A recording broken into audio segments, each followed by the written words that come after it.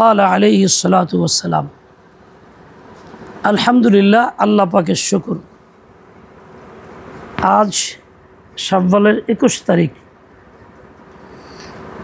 চলতি শিক্ষা বছরের শুরুতে এই উত্তর জামসা আসগর আলী হাফিজিয়া মাদ্রাসাতে আমরা মুরব্বী এবং ওলামা একরামের সোহবতে বসছি। উদ্দেশ্য কি? এই শিক্ষা বছরের শিক্ষা প্রদান শুরু, দোয়ার মাধ্যমে সবকের ইফতিতাহ। আল্লাহ তাআলা এই মজলিসকে কবুল করেন এবং প্রতিষ্ঠানের সাথে সম্পর্কিত যারা দাতা, প্রতিষ্ঠাতা, খায়ের খা, মঙ্গল কামনাকারী, অংশগ্রহণকারী সবাইকে আল্লাহ তাআলা যথাযথ বিনিময় দান করেন। আমাদেরকে আল্লাহ তাআলা ইখলাস দান করেন, যাতে আমরা সকল কাজগুলি আল্লাহর সন্তুষ্টি অর্জনের জন্য করতে পারি। আল্লাহ তৌফিক দান কবুল করেন। আমি এই মুহূর্তে আপনাদের সাথে বসছি। আপনারা ছোট মানুষ, তালেবে ইলম, মাসুম শিশু। আমি নিজেকে ধন্য মনে করি, আলহামদুলিল্লাহ, আপনাদের সাথে বসতে পারাকে নাজাতের ওসিলা মনে করি। আপনাদের অনেকেই শিশু বাচ্চা, যাদের বয়স হয় না এই গুনাহ করার। আপনারা আল্লাহর কাছে চাইলে আল্লাহ তাআলা দেন। তাই আপনারা দোয়া করবেন আমাদের জন্য, আল্লাহ যাতে আমাদের মাফ করে দেন এবং আল্লাহ পাকের দেওয়া দায়িত্ব যথাযথ পালন করার তৌফিক দান করেন। আল্লাহ তাআলার মর্জি যেখানে হয় সেখানে দ্বীনি প্রতিষ্ঠান কায়েম হয় এবং আল্লাহ পাক যাকে চান তাকে বাছাই করে দ্বীনি ইলম দেওয়ার জন্য আনেন। আপনারা যারা আসছেন, আপনাদের মতো বহু ছেলেপেলে গ্রামগঞ্জে বিভিন্ন জায়গাতে আছে, যারা বিভিন্ন ধান্দা নিয়ে চলাফেরা করে, ঘোরাফেরা করে। আর আপনারা মাতা পিতা ছেড়ে দিয়া, বাড়ি ঘর থেকে বিচ্ছিন্ন হইয়া, বাড়ির একটা মজার খানা, আত্মীয়স্বজনের সঙ্গে ওঠা বসা, একটা ভিন্ন রকম আনন্দ, ওইগুলিকে বাদ দিয়া, ত্যাগ করে, কোরবানি করে এখানে আসছেন। এটা অত্যন্ত বড় দয়া আল্লাহ তাআলার আপনার প্রতি। না হলে থাকতে পারতেন না। একজন মুজাহিদ জিহাদ করার জন্য যখন ময়দানে যায়, সে যেন কাফন মাথায় বেঁধেই যায়। তার মানে জানা কথা, শহীদ হয়ে যাবো। জীবনের মায়া ত্যাগ করে মনের বিরুদ্ধে আপনজন সব ছেড়ে দিয়ে মুজাহিদ জিহাদের জন্য যায়। আল্লাহর নাম নিয়ে জিহাদ শুরু করে। বাঁচলে পরে তার নাম গাজী উপাধি হয়, আর দুনিয়া থেকে চলে গেলে শহীদ হয়। ওই লোকটাও মনের বিপক্ষে, বিরুদ্ধে চলে। তালেবে ইলম যারা ইলম হাসিল করার জন্য যায়, তারাও এরকমভাবে সকল সুবিধা, সকল আনন্দ, আপনজন সব বাদ দিয়া মনের বিরুদ্ধে যায়। এই জন্যই ইলম শেখা, বাড়িতে ফিরে যাওয়া পর্যন্ত এরা সবাই মুজাহিদ হিসাবে আল্লাহর কাছে গণ্য হয়। আপনারা আল্লাহ পাকের দরবারে মুজাহিদ যদি আপনাদের নিয়ত হয়ে থাকে। এই হাদিসে এই কথা বলা হইল, মান খারাজা ফি তালাবিল ইলমি, ইলম হাসিল করার জন্য বের হয়ে গেছে যে, ফাহুয়া ফি সাবিলিল্লাহ, সে আল্লাহর রাস্তায় গেছে। হাত্তা ইয়ারজিয়া, ফিরে আসা পর্যন্ত সে আল্লাহর রাস্তায় থাকবে। মুজাহিদ ব্যক্তি বেঁচে আসলে, গাজী হয়ে আসলে চুপসে থাকে না, ঘুমায় পড়ে না। সে আল্লাহর দিন কায়েম করার ফিক্রে লাগে, আল্লাহর বান্দাদেরকে সহি পথে ওঠানোর চেষ্টা করে। যারা এলেম শিখে তারাও এলেম শিখে শেষ পর্যায়ে বাড়িতে বসলে তারা এই কাজগুলি করে, দিন কায়েম করার মেহনত তারা করে, আল্লাহর বান্দাদেরকে দিন শিখায়, হাজার দুনিয়ার সুবিধা ভোগ বিলাসের বস্তু থাকার পরও এগুলি ত্যাগ করে। আমার অনেক দিন আগে আমেরিকাতে যাওয়ার একটা ব্যবস্থা হয়েছিল, আজ থেকে 30-40 বছর আগের কথা বলি। তখন মাত্র 2500 টাকা বেতনে মাদ্রাসায় খিদমত করতাম। ওই সময় আমেরিকাতে ফ্যামিলি সহ যাওয়া থাকা সব কিছু ফ্রি। তখন $600 প্রাথমিক বেতন, তার মানে অনেক টাকা। মাত্র বাংলাদেশে পাই 2500 টাকা। একজন ছেলে আমার ছাত্র, সে পড়তো। ওই ছেলেটা যখন শুনছে আমি চলে যাব, আল্লাহর কি ইচ্ছা এমন কান্না শুরু করলো, 2.5-3 ঘন্টা এই কান্নাকাটি। এক পর্যায়ে সে বেহুশ হয়ে পড়লো, এমন জ্বর আসলো, আমার খুব আঘাত লাগলো যে কিরে, দিনের খেদমত বাংলাদেশে শেষ হয়ে গেছে গা, আমার আমেরিকা যাওয়া লাগবে, টাকার লেগে যা, টাকা ছাড়াই খেদমত করো। আমি এটা বাদ দিয়ে দিলাম, হাতে পাওয়ার টিকিটটাও বাদ দিলাম। যদিও সুবিধা পাইছিলাম বড়, দুনিয়ার নিয়মে গেলে হয়তো রাস্তা আরও খুলতো, টাকা পয়সা অনেক আসতো, বাড়ি করে বিল্ডিং বিল্ডিং হইতো, কামও হইতো। কিন্তু চিন্তা করলাম মূল বিষয় যে না, আল্লাহর বান্দাগত দিন শিখানো লাগবে। এরা আমাকে শেখার জন্য পাগল, কান্নাকাটি করে বেহুশ হয়ে জায়গা, তা আমি আগেই শিখাই, এরা মোহতাজ বেশি। আমি যাই নাই, আল্লাহ আমাকে রাখছে। সত্যি আল্লাহ পাকের বান্দা যারা দিনের খিদমত, দিনে এলেম শিখে আল্লাহর জন্য, তারা খিদমত থেকে প্রাধান্য দেয়। কেউ কিছু তাদের দিক না দিক, বেতন পাক না পাক, তাদের কাজ একটাই যে আল্লাহর দেওয়া দিন শিখছি, এটা আল্লাহর জিম্মাদারি, খাইলেও করবো না খাইলেও করবো। কাজে এটা বড় মুজাহিদ। ফিরে আসা পর্যন্ত সে জিহাদের মধ্যেই থাকে, তাকে আল্লাহ মুজাহিদ হিসেবে গণ্য করা থাকে। তার মধ্যে বেশিরভাগ তোমরা ছোট বয়সের, সময় হয় নাই এখনও, অনেকেরই ফরজ হয় নাই, তোমরা আসছো দিন শেখার জন্য। তোমাদেরকে আল্লাহ তাআলা কালাম দেওয়ার জন্য আনছেন। কত ভাগ্যবান তোমরা। ছোট মানুষ বাড়িতে আবদার করলে মাতা পিতা আবদার ফালায় না, আজকাল তো বেশি আদর করে বেশি দেয়। সামান্য একটু কষ্ট মাতা পিতা চায় না।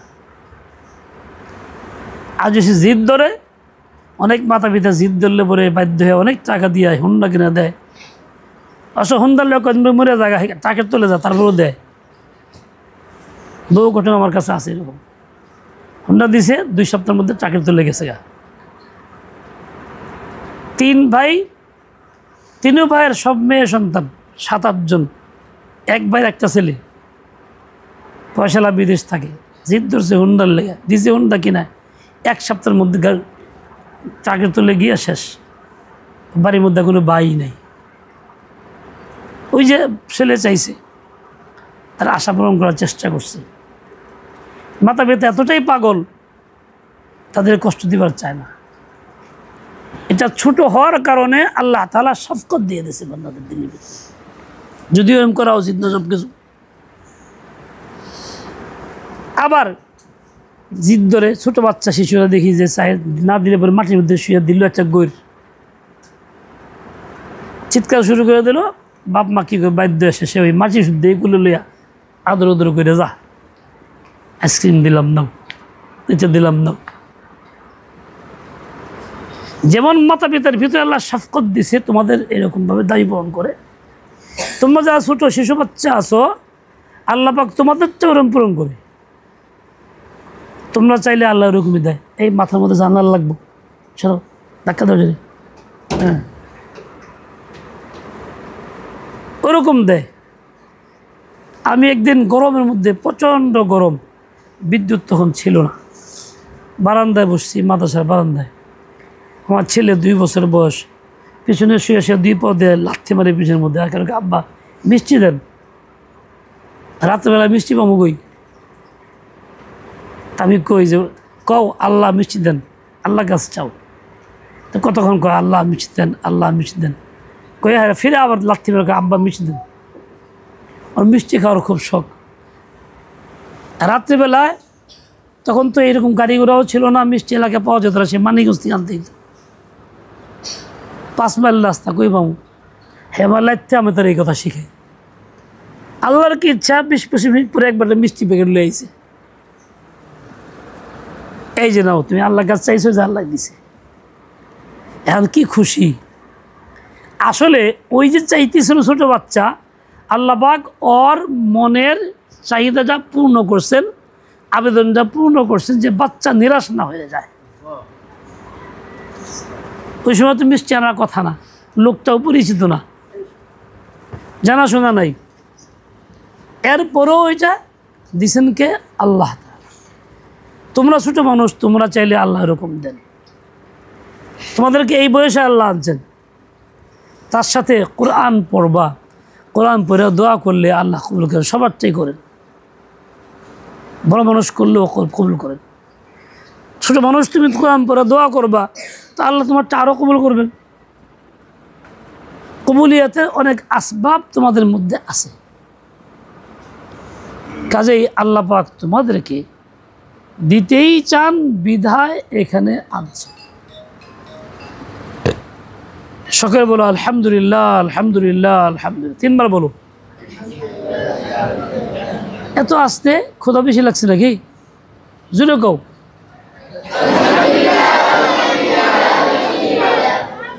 তোমার কাজ কি? তোমার কাজ হইল মাদ্রাসার লাইগা থাকা। তোমার কাজ কি? তোমার কাজ হইল নাগা না করা। কোনো কাজে প্রয়োজনে বাড়িতে গেছি, 2 দিন থাইকে যাই, এরকম না। একদম নাগা না করা, যে একটা সবকও না ছুটে। তোমার কাজ কি? তোমার কাজ হলো এই মাদ্রাসাকে আপন বানাইয়া বাড়ি বানায় ফেলা। দেহ থাকবে এখানে, মনও থাকবো এখানে। বাড়িতে গেলে ছটফট করা, দূর ভাল লাগে না, মাদ্রাসা জায়গায়, এরকম করবা।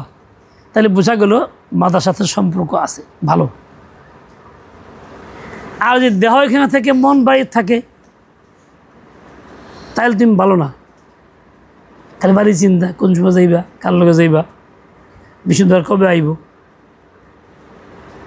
যারা এরকম এখানে দেহ থাকে, মন বাইরে থাকে, তাদের ইলম আসে না, তারা বঞ্চিত হয়। আর যারা এরকম দেহও থাকে, মনও থাকে।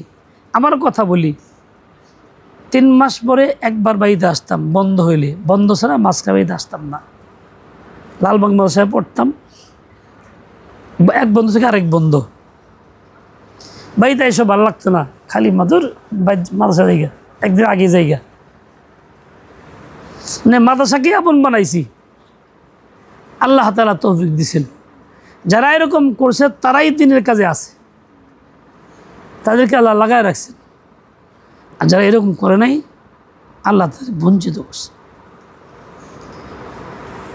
তোমাদের মধ্যে কিছু চিন্তা করে এরকম, ইস ওরা এবার স্কুলে পড়ে কত ইচ্ছা স্বাধীন মতো ঘোরাফেরা করে, বল খেলায় মুখে তুমুক করে, যে আমরা হেন যায়। আমরা মাদ্রাসায় পুরো ঠকছি, আটকে পড়ে গেছি, যায় পারি না। এরকম যদি কেউ চিন্তা হয়, তাহলে সে আল্লাহ পাকের দেওয়া নেয়ামতের বেকদরি করলো, সে ঠকবে, নিশ্চিত সে বঞ্চিত হবে। সে যোগ্য হাফেজ হবে না, যোগ্য কারিও না, যোগ্য আলেমও না, বঞ্চিত হবে। তার তো ঈমানই সহি নাই। আল্লাহ তাকে সবচেয়ে উত্তম নেয়ামত ইলমের জন্য কবুল করছেন, সে এইটাকে অপছন্দ করতেছে, বাহিরটাকে পছন্দ করতেছে। তোমাদের মধ্যে এরকম কেউ থাকে, মনের ভিতরে কল্পনা থাকে, তাহলে তওবা করো, আল্লাহর কাছে মাফ চাও। 2 রাত নামাজ পড়ো, কিভাবে আল্লাহ ভুল করছে, এই চিন্তা করে ভুল করছে। এক লোক দোয়া করে যে আল্লাহ আমার পরিশ্রম ছাড়া খাওয়াইও। খুব কান্না করে দোয়া করছে, আল্লাহ কবুল করছে। মসজিদ থেকে বেরিয়ে শীতে খারাইছে, মানুষ দৌড় ভরে চিল্লা চোর চোর চোর। কয়েকজন আয়ের ধরে লেগে গেছে, সারা তুই চোর। কেলে চোর তো এন দেখে চোর তো দেখি না, তাহলে কেলে কথা তুই চোর। জেলখানায় দিছে। এখন সে জেলখানা থাকে, খানা মিলে সকাল সন্ধ্যা বিনা পরিশ্রমে, নিজে তো পাকানো লাগে না, কামানো লাগে না। জেলখানার সিস্টেম মতো 2 বেলা খাওয়ান দেয়। 3 দিন পরে হুশ ফুসছে, হায় কি ভুলটা করছি। আল্লাহর কাছে বিনা পরিশ্রমে খেয়ে চেয়েছিলাম গিল্লে, এলে জেলখানার ভাগ্যে বাদ হয়েছে। আর বাড়িতে বিনা পরিশ্রমে খাওয়ান যায় না, কষ্ট করার লাগে। তাই আমি তো আল্লাহর কাছে চাইছি, ভুল করছি। আর 3 দোয়া করে আল্লাহ বড় ভুল করছি, মাফ চাই। পরিশ্রম করে এই খাইবার চাই, দুনিয়ার নিয়মে বিনা পরিশ্রমে খাইবার চাই না। কান্নাকাটি করছে। বাস 3 দিন পরে তারা তলব করছে প্রশাসন, যাওগা খেললেগা। মিথ্যা বুঝুক, বাস্তব কোনো কারণ নাই, কিছু পাওয়া যায় নাই, বিদায় যাও। যেই কাজের যে নিয়ম সেই নিয়ম পালন করতে হয়। এই লোকটা চাইছে পরিশ্রম ছাড়া খাইতে, যে নিয়ম না, পরিশ্রম করে খাওয়া হলো নিয়ম। এই জন্য পরিশ্রম ছাড়া খানা কোন জায়গায়? জেলখানা। সেই জায়গায় পাঠাই দিছে। নিয়মের বাইরে সে কামনা করছে।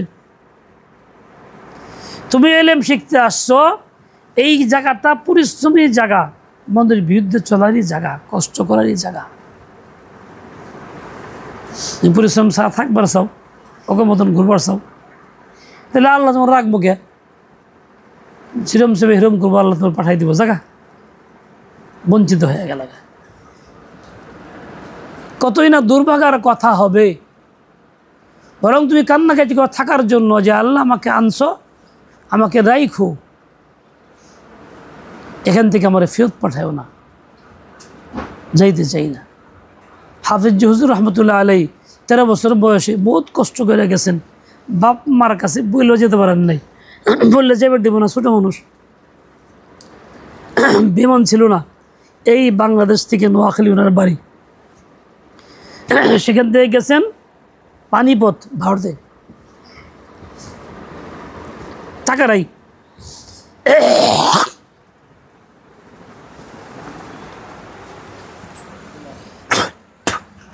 একটু পানি খাওয়ার পানি। এক বাচ্চারা কোরআন শিখেছিল, বাচ্চার বাপ খুশি 1.5 টাকা দিছে, 1.5 টাকা ওনার পুঁজি। আর যাবো কেমনে? 1.5 টাকাতে যাওয়া কখনো সম্ভব না, সাথীও নাই, বয়স কম 13 বছর। মা বাপ ছাড়ে না। তো মারে বলছে, মা আমি যাবো এক জায়গাতে, আমার আসতে কদিন দেরি হইব, চিন্তা করেন না, মনে কষ্ট নিয়েন না। তো মা মনে করছে কোথাও বেড়াবে, বন্ধু বান্ধবের কাছে যাইব, আর সেই কাছে যাও বাবা, এত দূরে যাইব, এটা মা চিন্তা করে নাই। নোয়াখালীতে হাইটা চাপ পড়েছে স্টিমারে ওঠার লেগা, কিন্তু স্টিমার ভাড়া নাই, করতেছে নদীর পাড়ে হাঁটতেছে, কী করবো? তো এক ছেলে আসে, সেও আসছে, হাঁটতেছে। তুমি কি লিগে হাঁটো? বাড়ি কই? নোয়াখালী। কই যাইবা? যেমন তো পানিপথ, টাকা আছে নাই, সাথী আছে নাই, একই সমান বয়সে।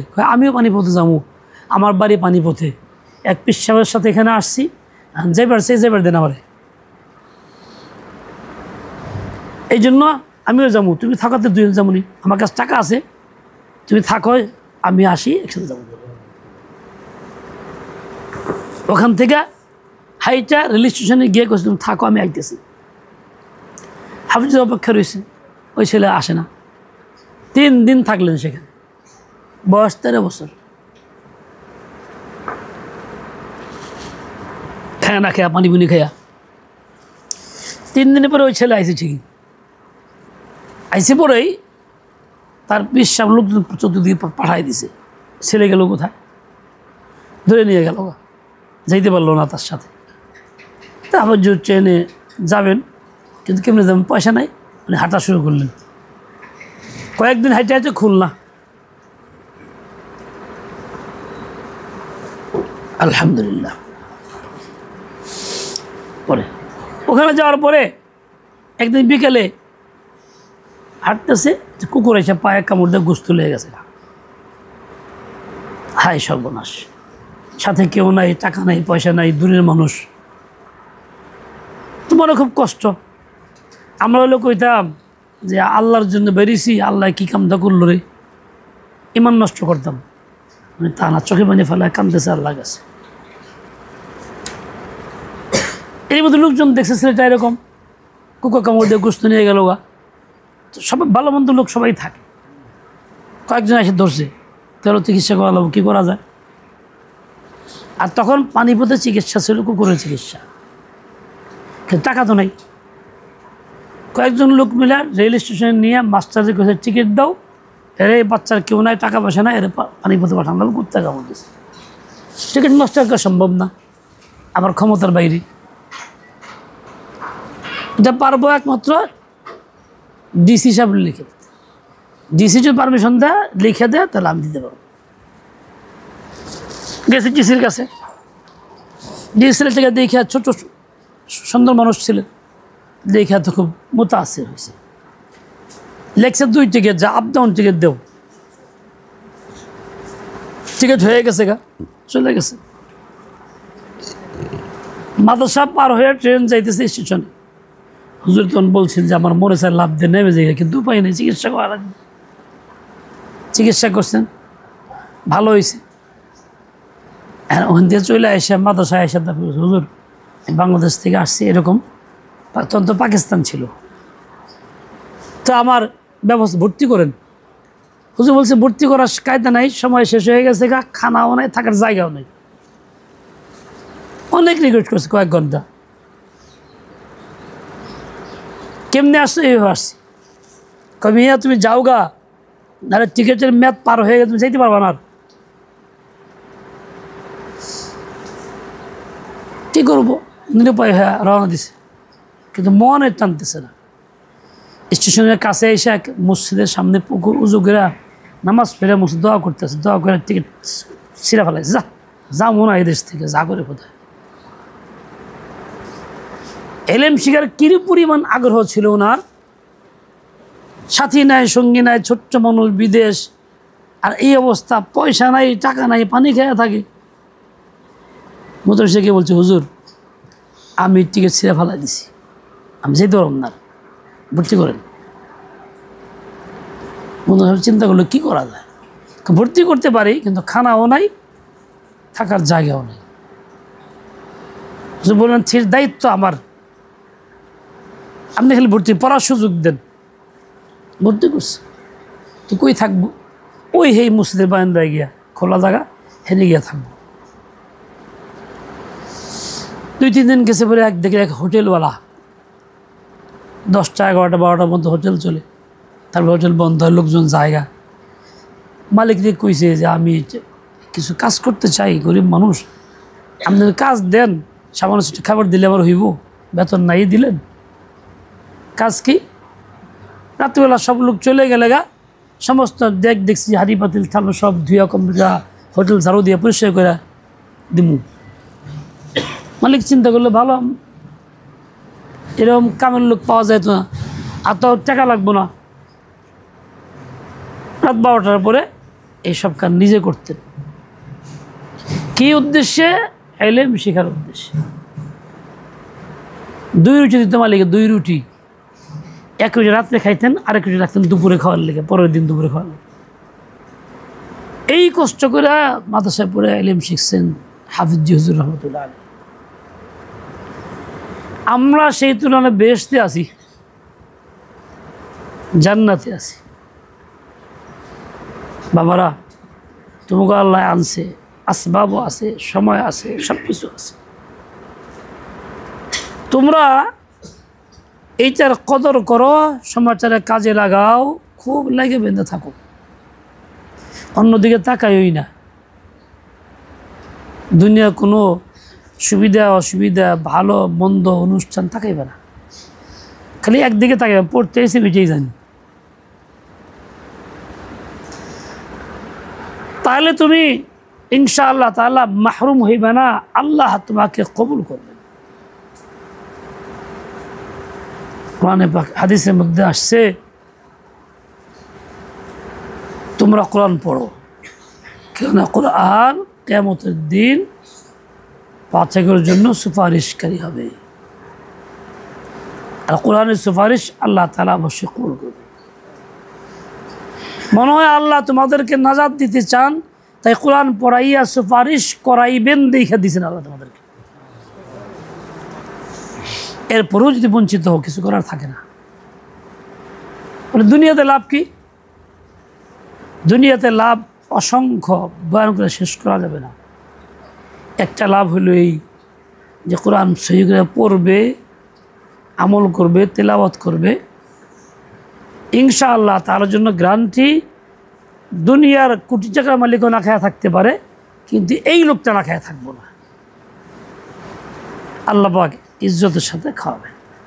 কোনো কাজ থাক বা না থাক, চাকরি থাক না থাক, খানা ইনশাআল্লাহ মিস নেই। যদি বিশ্বাস না কথা বললে ঘুরো খাইয়া করলে এবার বানা আর নাক মাফ চাই হুজুর, আর বারম না খেলে এরকম খানা কি পরিমাণ থাকে। আর লাভ কি? লাভ হইল এই, আল্লাহ তোমার মাখলুকের মধ্যে তোমার মোহাব্বত ঠেলে দিবে, মাখলুক তোমাকে মোহাব্বত করবে, ইজ্জতের নজরে দেখবে। আর লাভ কি? বিভিন্ন রকম দুষ্ট জিন আক্রমণ করে, তোমার আক্রমণ করবে না, এক কোরআনে পাকের উসিলায় বেঁচে যাবে। আল্লাহ তোমাকে হেফাজত করবেন, গ্যারান্টি। কারণ কোরআনের হেফাজত দায়িত্ব আল্লাহ নিছেন। তুমি কোরআন পড়া সিনা ধারণ করা এটাকে হেফাজত করবা, তোমার আল্লাহ হেফাজত না করলে কোরআনের হেফাজত কেমনি বদলে? আরও ফায়দা আছে, করা দরকার নেই, অত ফায়দা না বুঝলেও চলবো। ভাত খাইলে কী উপকার হয় এ তুমি জানো? কী কী ফায়দা হয়, কত প্রকার ভিটামিন হয়, মাছ খাইলে কী উপকার হয় তা তুমি জানো? কিন্তু জানো না, খাও ঠিকই উপকার হইতেছে। গোস্ত খাও, উপকারিতা কি জানো না, খাইতেছ ঠিকই উপকারিতা হইতেছে। কোরআন তুমি পড়বা, আবার পরবর্তীতে আরও এলেম শিখবা, কী ফায়দা জানা দরকার নাই। জানা ছাড়াই কী হবে, ফায়দা হইতেই থাকবে। ডাক্তার ভিটামিন দেয় রোগীরে, রোগী জানা না যে ভিটামিন কী শক্তির মধ্যে, কয়টা শক্তি আছে, কয় প্রকারের ক্ষতি পূরণ করবে, ও কিচ্ছু জানে না। রোগী খালি টাইম মতো খায়, কিন্তু আল্লাহ তাকে উপকারগুলি দিয়ে দেন। জানা দরকার নাই কী কী উপকার, পড়ো বাস, আল্লাহ দিবেন।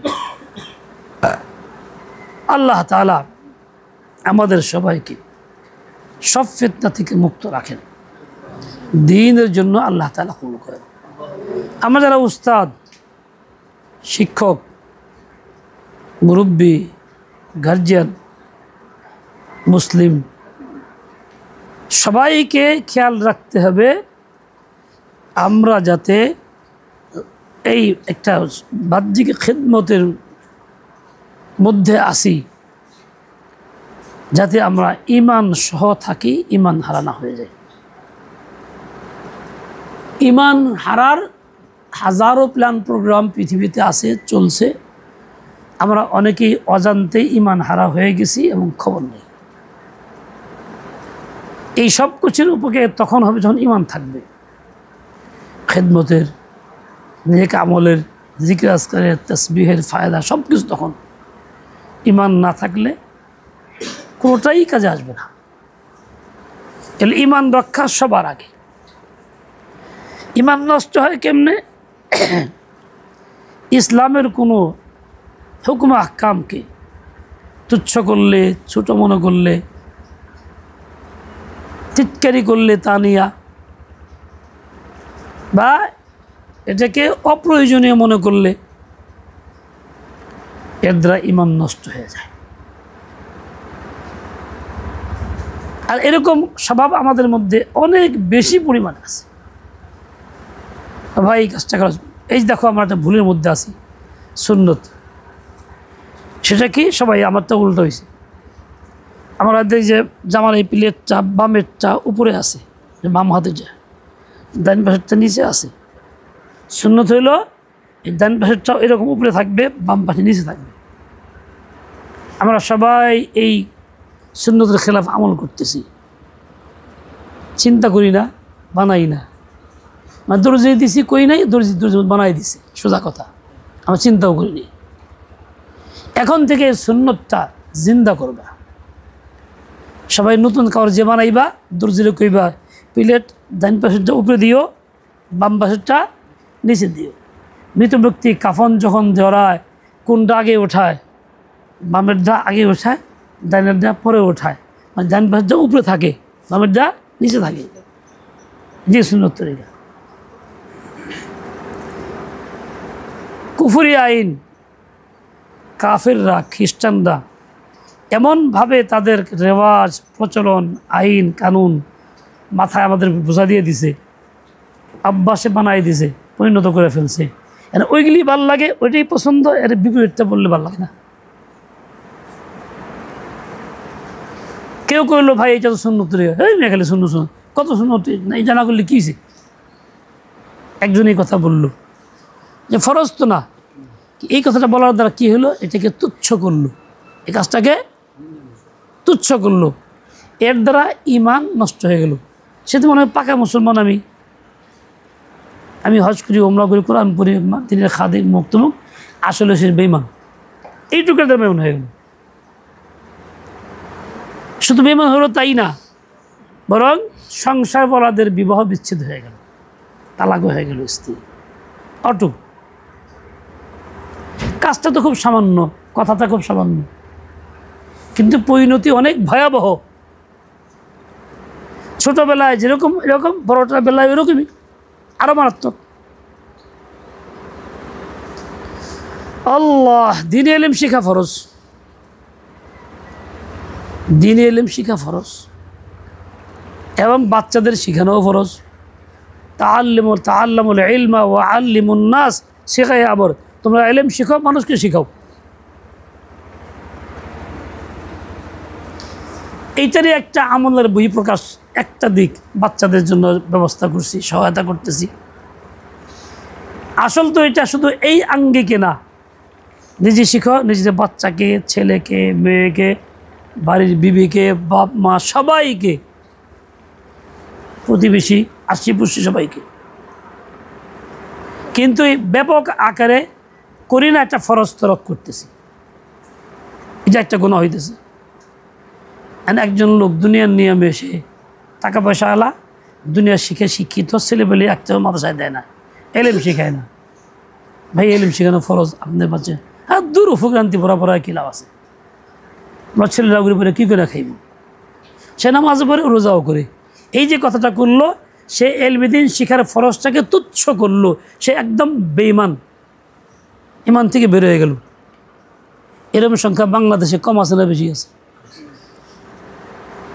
উপরে মুসলমান, সুরতে মুসলমান, ভেতরে বেঈমান। মৃত্যুর সময় এই ধরনের ঘটনার কারণেই মানুষ বেঈমান হয়ে মারা যাবে।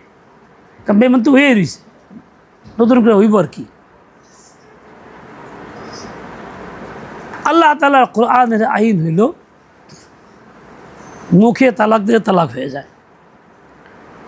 মুখে বিবাহ করলে যেরকম বিবাহ হয়। বর্তমান সরকারের প্রচলিত আইন হইল, লিখিত তালাক ছাড়া তালাক হয় না। স্বামী স্ত্রী তালাক মুখে দিছে, দুর্ঘটনা ঘটছে, এখন এটা নিয়ে বসছে দুই পক্ষ। বেশি বলবো ভাই কি তালাক হয় নাই, কোরআন আছে, কোথাও তোর কোরআন, দেশের আইন আগে। যারা গেলে কইল বা সমর্থন করলো, সবচেয়ে বেঈমান কাফের। যদিও দাড়ি আছে, যদিও টুপি আছে, যদিও কপালে সাজদার দাগ আছে, যদিও উমরা হজ করে, ব্যক্তি বেঈমান। এভাবে আমি ইমান ধ্বংস করতেছি, মুরতাদ হয়ে যাইতেছি, খবর থাকতেছে না। এই জন্য ইমান আগে, ইমান হইল সবার আগে, ইমান থাকলে যাব আগে। ইমান নষ্ট করার বহু দিক আছে, বহু দিক আছে। আল্লাহ তাআলার আইন কোরআনের মধ্যে আছে 500 আইন হুকুম আহকাম বলে এটিকে। 4-5টা কোনো রকম করি, আর কিছু কিছু বাকি দিয়ে করি না, খবর না, জানিও না। ওই আইনের কথা বললে রাজনীতি করেন না, কোরআনের আইনের কথা বললে রাজনীতি করেন না, খেদাই দিল, প্রতিবাদ করলো, বলে ওই লোকটা বেমান হয়, কারণ কোরআনের আইনটা সে পছন্দ করলো। দেখেন, আমরা কুফর পছন্দ করি, আর কুফর পছন্দ হলে ইমান থাকে না। ধর্মনিরপেক্ষতা একটা কুফুরি জিনিস, কুফুরি কথা, কুফুরি আকিদা, ইসলাম না। এটা বিশ্বাস করতেছি, সমর্থন করি, এদের পক্ষে কথা বলি, ভোট দিই, যারা করি সব ইমান হারা। সকল ক্ষমতার উৎস জনগণ, কুফুরি কথা, কুফুরি বিশ্বাস, সমর্থন করি, কথা বলি, পক্ষে থাকি, মিটিং করি, ভোট দিই, ইমান নষ্ট হয়ে যায়, ইমান হারা। অথচ দিনের স্রোতে আছে, চাইও কুফুর। এলাকায় কোন দুর্ঘটনা ঘটছে, আমাকে অমুকের ফাঁসি চাই, ফাঁসি চাই। ফাঁসি তো ইসলাম না, ইসলামের কোনো ফাঁসির আইন নাই। ইসলামের দ্বন্দ্বের মধ্যে কেসাস আছে, আর কুফুরি আইন খ্রিস্টানদের তৈরি আইন হলো ফাঁসি, মৃত্যুদণ্ডের জন্য। আর চাওয়ার সময় কী চাইলাম? ফাঁসি চাইলাম, মানে কুফুরি আইনটাকেই চাইতেছি, ইসলাম চাইতেই আসি না। ঘোরায় তো কইতে পারতাম অমুকের বিচার চাই, আল্লাহর আইনেই বিচার চাই, এই কথা কইতে পারতাম, লিখতে পারতাম, পত্রপত্রিকায় মিছিল মিটিং করতে পারতাম। দাবি আমার থাকতো আল্লাহর আইনের, বাস্তব হোক আর না হোক, যাতে ইসলামের পক্ষে আইন থাকে, পক্ষে সমর্থন করতাম। এভাবে আমি ইমান থেকে বের হয়ে যেতেছি। এইসব বিষয়গুলি বোঝার জন্য এলেম দরকার। তোমাদের আসছে, তোমাদেরকে আল্লাহ এলেম দেওয়ার জন্য আনছেন। আমরা যারা সাথে সম্পর্কিত আছি সবাই খুব গভীর এলম হাসিল করি, এরপরে ইমান রক্ষা করে চলি। আল্লাহ পাক আমাদের তৌফিক দেন, কবুল করেন, কাউকে মাহরুম না করেন। ওয়া সাল্লাল্লাহু আলা নবিয়্যিল উম্মি ওয়া আলা সবাই পড়ো বিসমিল্লাহির রহমানির রহিম। রব্বি ইয়াসসির ওয়া লা তুআসসির ওয়া তাম্মিম বিল খাইরি। রব্বি